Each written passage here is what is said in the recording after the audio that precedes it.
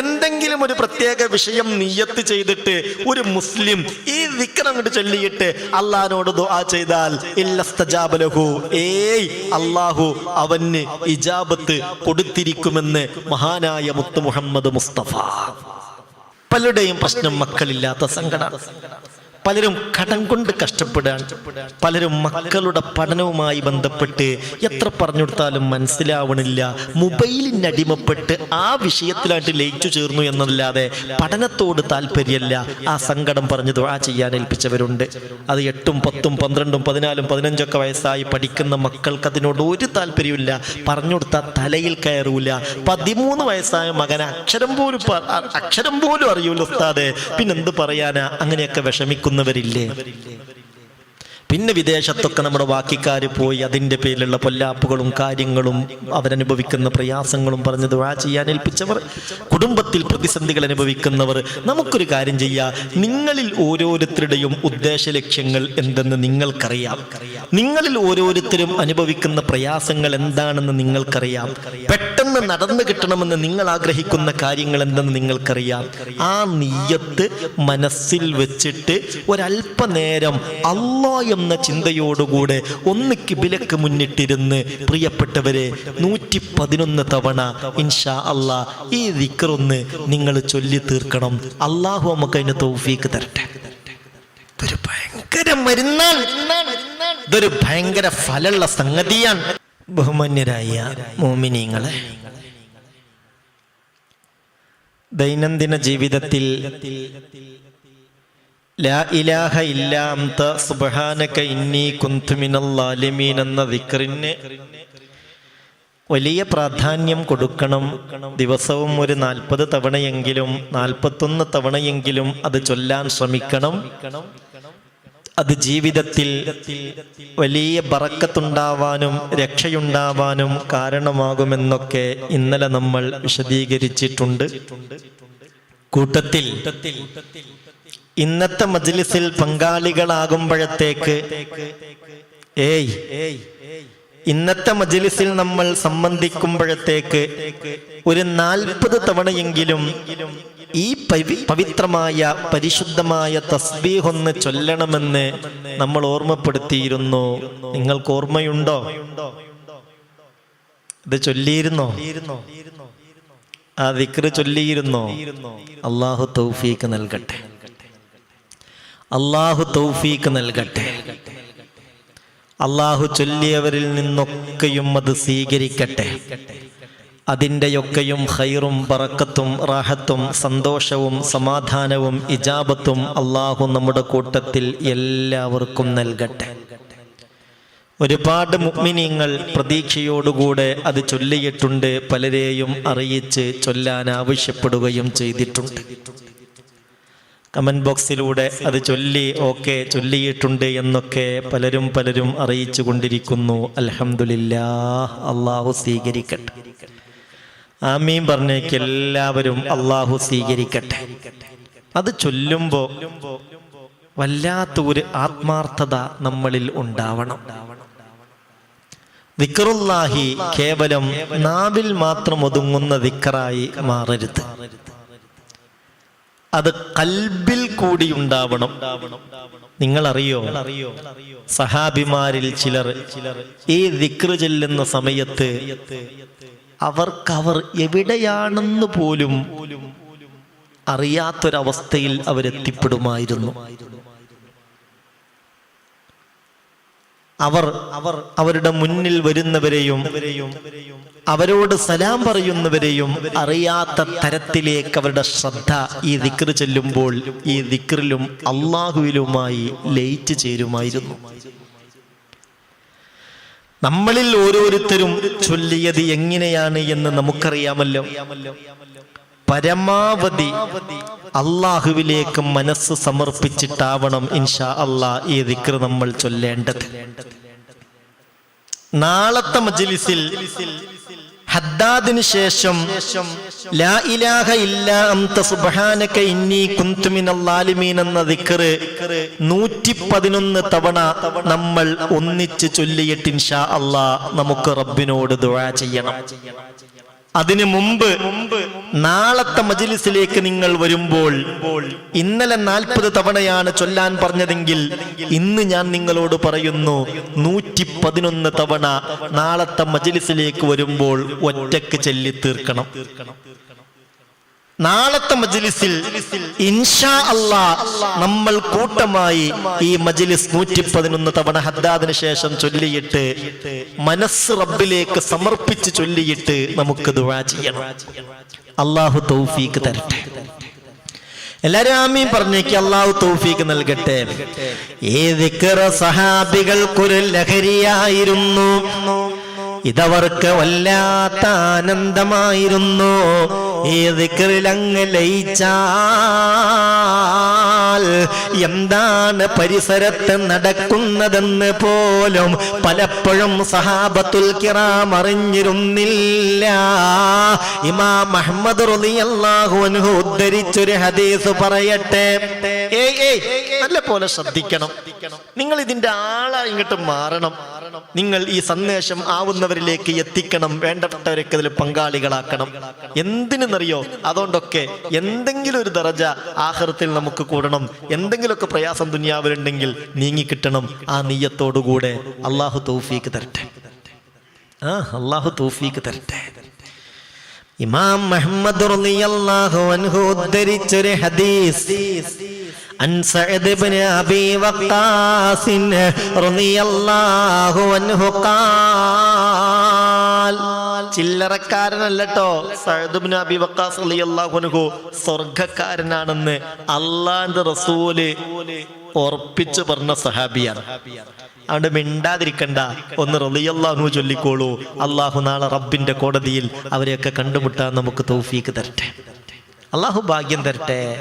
മഹാനായ സഅദ് ഇബ്നു അബീ വഖാസ് റളിയല്ലാഹു അൻഹു പറയുകയാണ്, ഒരു ദിവസം മറർതു ബി ഉസ്മാൻ ഇബ്നു അഫ്ഫാൻ റളിയല്ലാഹു അൻഹു പറഞ്ഞില്ലേ, നിങ്ങൾ പറഞ്ഞോ ഇല്ലേന്ന് ഇവിടുന്ന് ഞാൻ കേൾക്കൂലട്ടോ, നിങ്ങളത് പറയണം കേട്ടോ. അതിൻ്റെ ഒക്കെ ഒരു സന്തോഷവും ഹൈറും അള്ളാഹു നമ്മുടെ കൂട്ടത്തിൽ എല്ലാവർക്കും നൽകട്ടെ. ആമീൻ. എല്ലാവർക്കും അല്ലാഹു നൽകട്ടെ. ഞാനൊരു ദിവസം മഹാനായ ഉസ്മാൻ ഇബ്നു അഫ്ഫാൻ റളിയല്ലാഹു അൻഹുവിന്റെ അടുത്തേക്ക് കടന്നു ചെന്നു. ആരാ പറയുന്നത്? മഹാനായ സഅദ് ഇബ്നു അബീ വഖാസ് റളിയല്ലാഹു അൻഹു ഉസ്മാൻ ഇബ്നു അഫ്ഫാൻ തങ്ങളുടെ അടുത്തേക്ക് കടന്നു ചെന്നു. ഫിൽ മസ്ജിദി. അപ്പോൾ ഉസ്മാൻ ഇബ്നു അഫ്ഫാൻ തങ്ങൾ എവിടെയാണുള്ളത്? ഫിൽ മസ്ജിദി, പള്ളിയിൽ, മസ്ജിദിൽ. ഫസല്ലംതു അലൈഹി ഫമലഅ ഐനൈഹി മിന്നീ.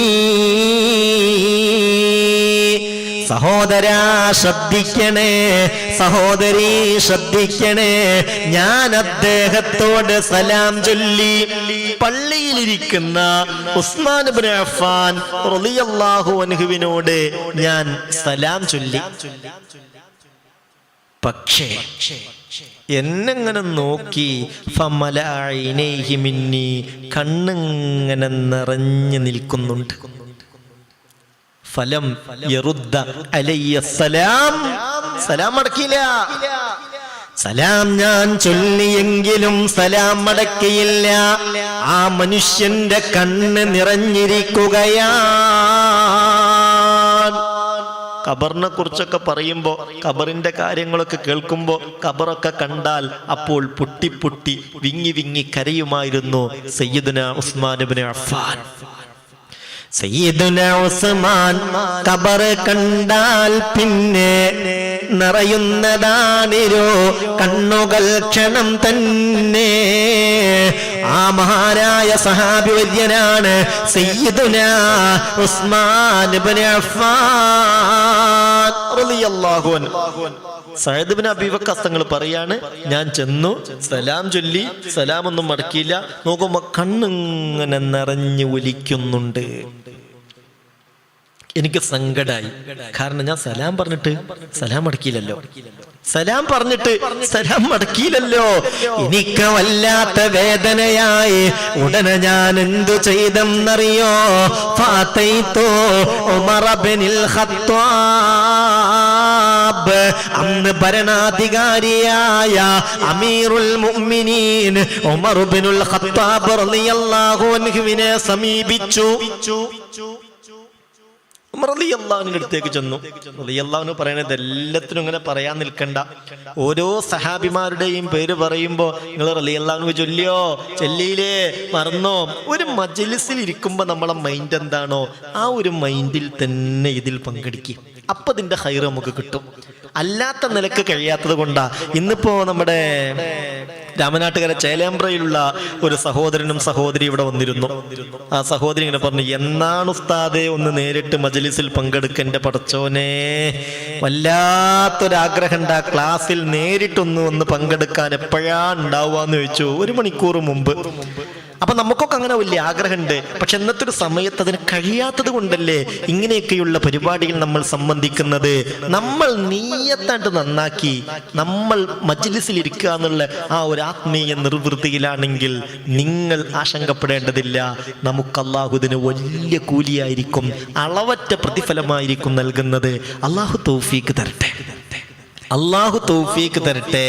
ഏതായാലും മഹാനായ ഉമർ ഇബ്നുൽ ഖത്താബ് റളിയല്ലാഹു അൻഹുവിന്റെ അടുത്ത് ചെന്നു.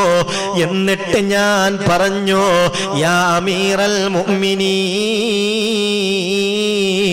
ഹൽ ഹദസ ഫിൽ ഇസ്ലാമി ശൈ. അല്ല അമീറുൽ മുഅ്മിനീൻ, ഇസ്ലാമിൽ എന്തെങ്കിലും വിഷമകരമായ വല്ല പുതിയ വിഷയങ്ങൾ ഉണ്ടായിട്ടുണ്ടോ? ദീനുമായി ബന്ധപ്പെട്ട് മുസ്ലിങ്ങളുമായി ബന്ധപ്പെട്ട് വേദനാജനകമായ പുതിയ വല്ല വിഷയങ്ങളുമുണ്ടോ? ഖാലലാ ഫമാദാക്. ഉമർ ഇബ്നുൽ ഖത്താബ് തങ്ങൾ പറഞ്ഞു, ഏയ് അങ്ങനെ പുതിയ വിഷയങ്ങളൊന്നും ഉണ്ടായിട്ടില്ലല്ലോ. എന്താ നിങ്ങൾ അങ്ങനെ ചോദിക്കണത്? എന്താ അങ്ങനെ ചോദിക്കാൻ കാരണം? അപ്പോൾ സഅദ് ഇബ്നു അബീ വഖാസ് തങ്ങൾ പറഞ്ഞു, ഇല്ലാ അന്നീ മറർതു ബി ഉസ്മാൻ ഇബ്നു അഫ്ഫാൻ ആനിഫൻ ഫിൽ മസ്ജിദി. എന്താ വിഷയം എന്നറിയോ? ഒരൽപ്പം മുമ്പ് ഞാൻ നമ്മുടെ മഹാനായ ഉസ്മാൻ ഇബ്നു അഫ്ഫാൻ റളിയല്ലാഹുവിന്റെ അടുത്തേക്ക് ചെന്നു. അദ്ദേഹം പള്ളിയിൽ ഇരിക്കുകയാണ്.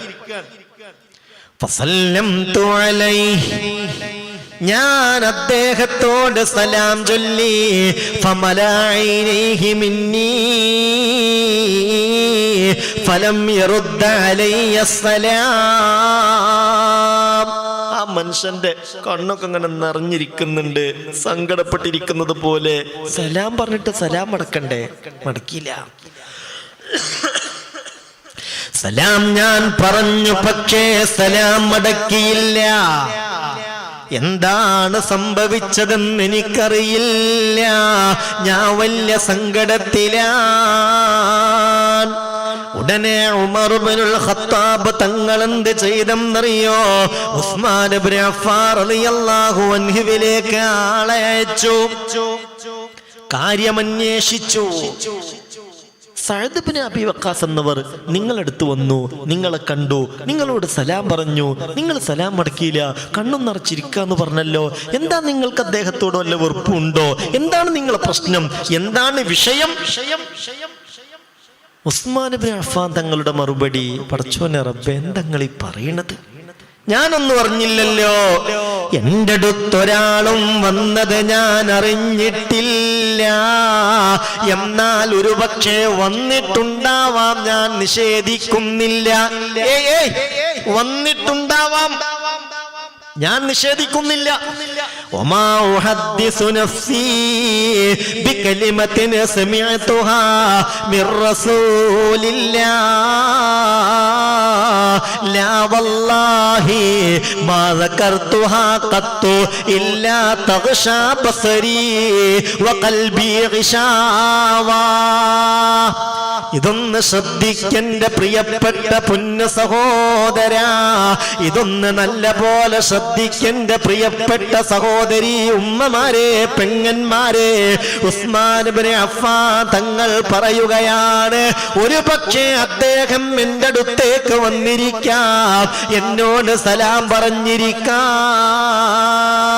പക്ഷേ അല്ലാഹുവിന്റെ റസൂല് പഠിപ്പിച്ചെന്നൊരു ദിക്റുണ്ട്, ഖുർആനിൽ അങ്ങനെ തന്നെ പരാമർശിച്ച ഒരു ദിക്ർ, ഒരു തസ്ബീഹ്. അതിന്റെ ഗൗരവത്തെ കുറിച്ച് മുത്ത് റസൂൽ പറഞ്ഞത് കേട്ടിട്ട് ആ ദിക്ർ അങ്ങനെ ചൊല്ലി അതിലങ്ങ് ലയിച്ചു ചേർന്നാൽ ലാ വല്ലാഹി മാ ദകർതുഹാ ഖത്തു ഇല്ലാ തഗ്ശാ ബസരി വഖൽബി ഗിശാവാ, പിന്നെ വല്ലാത്തൊരവസ്ഥയിലായിരിക്കും ഞങ്ങൾ. പരിസരത്തെന്താണ് നടക്കുന്നതെന്ന് പോലും അറിയാതെ ഈ ദിക്റിലങ്ങ് ലയിക്കുന്നതാണ്. ഹൃദയമെന്തോ ഹൃദയത്തിലും കണ്ണിലും ആകെ ഒരു മൂടി വീണത് പോലെയാ. പരിസരത്ത് നടക്കുന്ന കാര്യങ്ങൾ പോലും പലപ്പോഴും ഞങ്ങൾ അറിയാറില്ല.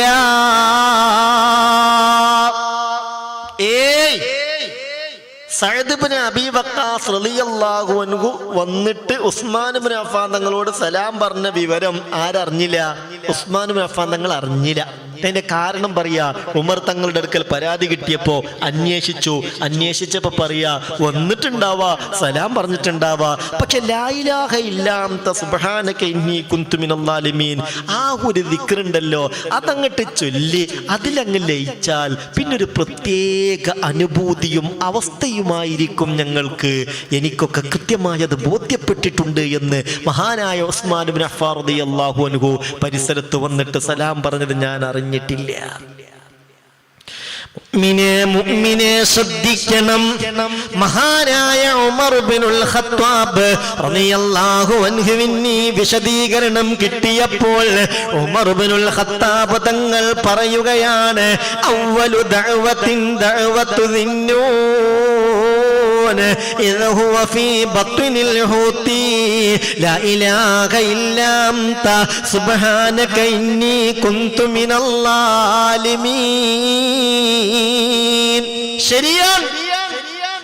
ഈ ദിക്റിനെ കുറിച്ച് ഹബീബായ പൊന്നു നബി പറഞ്ഞത് പലപ്പോഴും ഞങ്ങൾ കേട്ടതാണ്. ഇത് വല്ലാത്ത ദിക്റാണ്. അവ്വലു ദഅവത്തുൻ ദഅവത്തു ദിന്നൂൻ. ആ മത്സ്യത്തിന്റെ വയറ്റിലകപ്പെട്ടപ്പോൾ യൂനുസ് നബി നടത്തിയ പ്രാർത്ഥന ഉണ്ടല്ലോ, അതന്നെയാണ് ഒന്നാമത്തെ പ്രാർത്ഥന. അത് വല്ലാത്ത ഒരു പ്രാർത്ഥനയാണ്. അതില ഇലാഹ ഇല്ലാ അൻത സുബ്ഹാനക ഇന്നി കുന്തു മിനൽ ളാലിമീൻ എന്നാണ്. ഫഇന്നഹു ലം യദഇ ബിഹാ മുസ്ലിമുൻ റബ്ബഹു ഫീ ഷൈഇൻ ഖത്തു ഇല്ലാ ഇസ്തജാബ ലഹു. എന്തെങ്കിലും ഒരു പ്രത്യേക വിഷയം നിയ്യത്ത് ചെയ്തിട്ട് ഒരു മുസ്ലിം ഈ ദിക്ർ അങ്ങോട്ട് ചൊല്ലിയിട്ട് അള്ളാഹിനോട് ദുആ ചെയ്താൽ ഇല്ലസ്തജാബ ലഹു, അള്ളാഹു അവന് ഇജാബത്ത് കൊടുത്തിരിക്കുമെന്ന് മഹാനായ മുത്ത് മുഹമ്മദ് മുസ്തഫ സല്ലല്ലാഹു അലൈഹി വസല്ലം. അള്ളാഹു നമുക്ക് തൗഫീഖ് തരട്ടെ. നമ്മുടെ കൂട്ടത്തിൽ പല നിലക്കുള്ള പ്രയാസങ്ങൾ അനുഭവിക്കുന്നവരുണ്ട്. ഓരോരുത്തരുടെയും പ്രതിസന്ധികൾ, പ്രയാസങ്ങൾ, വിഷമങ്ങൾ പലതരത്തിലായിരിക്കും. നിങ്ങൾ ആലോചിക്കുക, ഞാൻ പറഞ്ഞല്ലോ പെരിന്തൽമണ്ണക്കപ്പുറത്ത് നിന്ന് അവിടുന്ന് 12 കിലോമീറ്റർ യാത്ര പോകണമെന്നാണ് പറഞ്ഞത്. ഇന്ന് രാവിലെ തന്നെ അവിടുന്ന് ഒരു ഓട്ടോറിക്ഷയൊക്കെ വിളിച്ചിട്ട്, റേസ് വിളിച്ചിട്ട് ഒരു സഹോദരനും ഭാര്യയും പെങ്ങളൊക്കെ ഇവിടെ വന്നിരുന്നു. എന്നിട്ട് എന്നോട് പറഞ്ഞു, 33 വർഷമായി ഉമ്മ കിടപ്പിലാണ്. ഇപ്പൊ കുറെ കൊല്ലങ്ങളായിട്ട് യാതൊരു നിയന്ത്രണവും ഉമ്മാക്കില്ല. എന്തെങ്കിലുമൊക്കെ പറയും, വയറ്റുന്ന് പോകുന്നത് അറിയൂല, നിയന്ത്രണമില്ല വിഷയത്തിലൊക്കെ. പടച്ചോനെ റബ്ബേ, നിങ്ങൾ ആലോചിക്ക്, അള്ളാഹു ആ ഉമ്മാക്ക് സലാമത്ത് കൊടുക്കട്ടെ. അങ്ങനെയുള്ള പരീക്ഷണത്തിൽ നിന്നൊക്കെ അള്ളാഹു ദിക്റിന്റെ ബറക്കത്ത് കൊണ്ട് നമ്മളെല്ലാരെയും കാത്തുരക്ഷിക്കട്ടെ. അങ്ങനെയൊക്കെ ബോധമില്ലാതെയൊക്കെ ഒരു ഭാഗമൊക്കെ തളർന്ന് വിഷമിച്ച് കിടക്കേണ്ട അവസ്ഥയെ തൊട്ട് അള്ളാഹു നമ്മളെ കാക്കട്ടെ. അങ്ങനെയൊക്കെ കിടപ്പിലായവരാ ആരെങ്കിലും നമ്മുടെ കൂട്ടത്തിലോ കുടുംബത്തിലോ വേണ്ടപ്പെട്ടവരിലോ അയൽവാസികളിലോ ഒക്കെ ഉണ്ടെങ്കിൽ ഈ ദിക്റിന്റെ ബറക്കത്ത് കൊണ്ട് അവരുടെ കാര്യത്തിൽ എന്താണോ ഹൈറായ തീരുമാനം അള്ളാഹു ഉണ്ടാക്കട്ടെ. പലരുടെയും പ്രശ്നം മക്കളില്ലാത്ത സങ്കടമാണ്. പലരും കടം കൊണ്ട് കഷ്ടപ്പെടുകയാണ്. പലരും മക്കളുടെ പഠനവുമായി ബന്ധപ്പെട്ട് എത്ര പറഞ്ഞു കൊടുത്താലും മനസ്സിലാവണില്ല. മൊബൈലിന് അടിമപ്പെട്ട് ആ വിഷയത്തിലായിട്ട് ലയിച്ചു ചേർന്നു എന്നല്ലാതെ പഠനത്തോട് താല്പര്യമല്ല. ആ സങ്കടം പറഞ്ഞ് ദുആ ചെയ്യാൻ ഏൽപ്പിച്ചവരുണ്ട്. അത് 8, 10, 12, 14, 15 വയസ്സായി പഠിക്കുന്ന മക്കൾക്ക് അതിനോട് ഒരു താല്പര്യമില്ല. പറഞ്ഞു കൊടുത്താൽ തലയിൽ കയറൂല. 13 വയസ്സായ മകൻ അക്ഷരം പോലും അറിയൂല ഉസ്താദേ, പിന്നെന്ത് പറയാനാ? അങ്ങനെയൊക്കെ വിഷമിക്കുന്നവരില്ലേ? പിന്നെ വിദേശത്തൊക്കെ നമ്മുടെ ബാക്കിക്കാർ പോയി അതിൻ്റെ പേരിലുള്ള പൊല്ലാപ്പുകളും കാര്യങ്ങളും അവരനുഭവിക്കുന്ന പ്രയാസങ്ങളും പറഞ്ഞ് ദുആ ചെയ്യാൻ ഏൽപ്പിച്ചവർ, കുടുംബത്തിൽ പ്രതിസന്ധികൾ അനുഭവിക്കുന്നവർ, നമുക്കൊരു കാര്യം ചെയ്യാം. നിങ്ങളിൽ ഓരോരുത്തരുടെയും ഉദ്ദേശ ലക്ഷ്യങ്ങൾ എന്തെന്ന് നിങ്ങൾക്കറിയാം. നിങ്ങളിൽ ഓരോരുത്തരും അനുഭവിക്കുന്ന പ്രയാസങ്ങൾ എന്താണെന്ന് നിങ്ങൾക്കറിയാം. പെട്ടെന്ന് നടന്നു കിട്ടണമെന്ന് നിങ്ങൾ ആഗ്രഹിക്കുന്ന കാര്യങ്ങൾ എന്തെന്ന് നിങ്ങൾക്കറിയാം. ആ നിയ്യത്ത് മനസ്സിൽ വെച്ചിട്ട് ഒരല്പനേരം അല്ലാഹ് എന്ന ചിന്തയോടുകൂടെ ഒന്ന് കിബിലക്ക് മുന്നിട്ടിരുന്ന് പ്രിയപ്പെട്ടവരെ 111 തവണ ഇൻഷാ അല്ലാഹ് ഈ ദിക്റൊന്ന് നിങ്ങൾ ചൊല്ലി തീർക്കണം. അല്ലാഹു നമുക്ക് അതിന് തൗഫീക്ക് തരട്ടെ. ഇതൊരു ഭയങ്കര മരുന്നാണ്, ഇതൊരു ഭയങ്കര ഫലമുള്ള സംഗതിയാണ്. ഇന്നലെ 40 നമ്മൾ ചൊല്ലി, ഇന്ന് നമ്മൾ ഇൻഷാ അല്ലാഹ് നാളത്തെ മജ്ലിസ് ആകുമ്പോഴത്തേക്ക് 111 ചൊല്ലി. നാളത്തെ മജ്ലിസിൽ നമ്മൾ സംഗമിച്ച് 111 തവണ ഈ നിലയിൽ ചൊല്ലി നമുക്ക് നമ്മുടെ നാഥനിലേക്ക് കരങ്ങൾ ഉയർത്താം.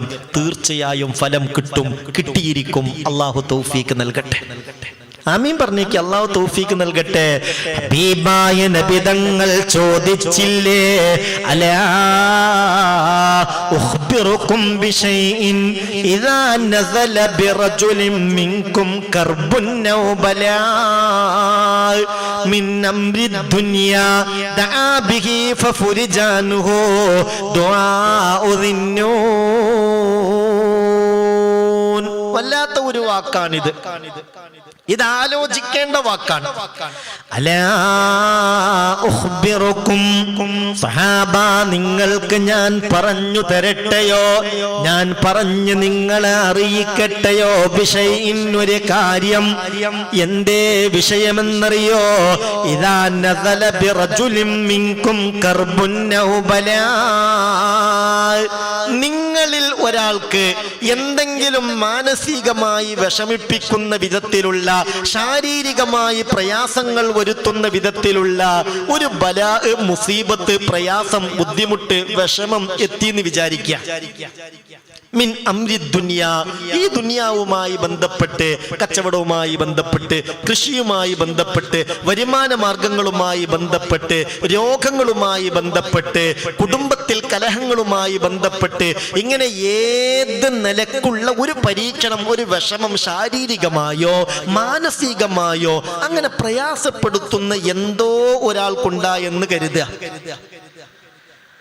അങ്ങനെ ഒന്ന് ദുആ ചെയ്താൽ പൂർണ്ണമായും ഈ പ്രതിസന്ധി നീങ്ങിക്കിട്ടാവുന്ന ഒരു വചനം ഞാൻ നിങ്ങൾക്കറിയിച്ചു തരട്ടെയോ സഹാബ? ഖാലൂ ബലാ യാ റസൂലല്ലാഹ്. സഹാബികൾ പറഞ്ഞു, അതേ നബിയേ. ഖാല, ഹബീബിന്റെ മറുപടി, ദുആഉ ദിന്നൂൻ ലാ ഇലാഹ ഇല്ലാ അൻത സുബ്ഹാനക ഇന്നി കുന്തു മിനൽ ളാലിമീൻ. ഇതന്നെ മഹാനായ യൂനുസ് നബി, അതാണ് ദിന്നൂൻ. നൂൻ എന്ന് പറഞ്ഞാൽ മത്സ്യം എന്നർത്ഥം. ദിന്നൂൻ, ആ മത്സ്യവുമായി ബന്ധപ്പെട്ടയാൾ, മത്സ്യക്കാരൻ, മത്സ്യത്തിന്റെ വയറ്റിൽ പെട്ടുപോയ ആൾ, ബഹുമാനപ്പെട്ട സയ്യിദുനാ യൂനുസ് അലൈഹിസ്സലാത്തു വസ്സലാം. അള്ളാഹു ആ മഹാനുഭാവന്റെ ഒക്കെ ഖബർ സിയാറത്ത് ചെയ്യാൻ നമുക്ക് തൗഫീക്ക് ചെയ്യട്ടെ. അദ്ദേഹത്തിന്റെ ഖബറും പുറത്ത് മനോഹരമായ ഒരു പട്ടിട്ടിട്ടുണ്ട്. ആ പട്ടിന്റെ മുകളിൽ അതിമനോഹരമായി എഴുതി വെച്ചിട്ടുണ്ട്, ലാ ഇലാഹ ഇല്ലാ അൻത സുബ്ഹാനക ഇന്നി കുന്തു മിനൽ ളാലിമീൻ. അദ്ദേഹവുമായി വലിയ ബന്ധമുള്ള ദിക്റാണ് ഈ ദിക്ർ. പടച്ചോനെ റബ്ബേ, അള്ളാഹുവിലേക്ക് നമ്മളെല്ലാവരും എത്തിക്കട്ടെ. ആമീൻ പറഞ്ഞേക്ക്. ഹജ്ജിന് തന്നെ പോകാൻ കഴിഞ്ഞിട്ടില്ല ഉസ്താദെ, ഉംറക്ക് തന്നെ പോകാൻ കഴിഞ്ഞിട്ടില്ല, എന്നിട്ടാണ് ഇപ്പൊ യൂനുസ് നബിന്റെ ഖബറിന്റെ അടുത്ത് നിങ്ങൾ എന്തിനാ അതിനൊക്കെ വേണ്ടി തോരക്കണത്? അങ്ങനെയൊന്നും ചിന്തിക്കണ്ട. അല്ലാഹു തആല നമ്മൾ അവിടെ എത്തിക്കാൻ വിചാരിച്ചാൽ നിങ്ങളെ സമ്പത്തും പ്രയാസമൊന്നും അള്ളാഹ്ക്കൊരു വിഷയമല്ല. അള്ളാഹു എളുപ്പത്തിൽ കാര്യങ്ങൾ സാധിപ്പിച്ചു തരും. പടച്ച റബ്ബ് തൗഫീക്ക് നൽകട്ടെ. ആത്മാർത്ഥമായിട്ട് ആമീൻ പറഞ്ഞേക്ക്. അപ്പൊ ഓരോരുത്തരുടെയും മനസ്സിലുള്ള മുറാദുകൾ അതെന്താണോ അത് നിയ്യത്ത് ചെയ്ത് വീടിക്കിട്ടേണ്ടത് വീടിക്കിട്ടാൻ, അകന്നു പോകേണ്ടത് അകന്നു പോകാൻ, പ്രതിസന്ധികളിൽ നിന്ന് രക്ഷ കിട്ടേണ്ടതിൽ രക്ഷ കിട്ടാൻ, കടങ്ങൾ വീടിക്കിട്ടേണ്ടതുണ്ടെങ്കിൽ അങ്ങനെ വീടിക്കിട്ടാൻ, ജോലിയുടെ കാര്യത്തിൽ ഒരു പ്രയാസമുണ്ട് അത് റാഹത്തായി കിട്ടണമെങ്കിൽ അത് റാഹത്തായി കിട്ടാൻ ഇൻഷാ അല്ലാ നാളത്തെ മജ്‌ലിസാകുമ്പോഴത്തേക്ക് ഒരു 111 തവണ വെറുതെ അങ്ങനെ എന്തെങ്കിലും ചിന്തയിലല്ലാതെ ഒന്ന് അതിനു വേണ്ടി ഇരുന്ന് ഇൻഷാ അല്ലാ നമുക്ക് ചൊല്ലിക്കൂടെ ചെല്ലണം. തൗഫീഖ് അല്ലാഹു തരട്ടെ. എന്നിട്ട് ഇൻഷാ അല്ലാ നാളത്തെ മജ്‌ലിസിൽ ഹദ്ദാദ് റാത്തീബ് കഴിഞ്ഞ് 111 തവണ കൂട്ടമായി നമുക്കത് ചൊല്ലിയിട്ട് നമുക്ക് നമ്മുടെ റബ്ബിലേക്ക് അഭിമാനത്തോടുകൂടെ കൈയുയർത്താം. ഇൻഷാ അല്ലാ എല്ലാ പ്രയാസങ്ങൾക്കും പരിഹാരം ഉണ്ടാകും, എല്ലാ ബുദ്ധിമുട്ടും തീർന്നു കിട്ടും.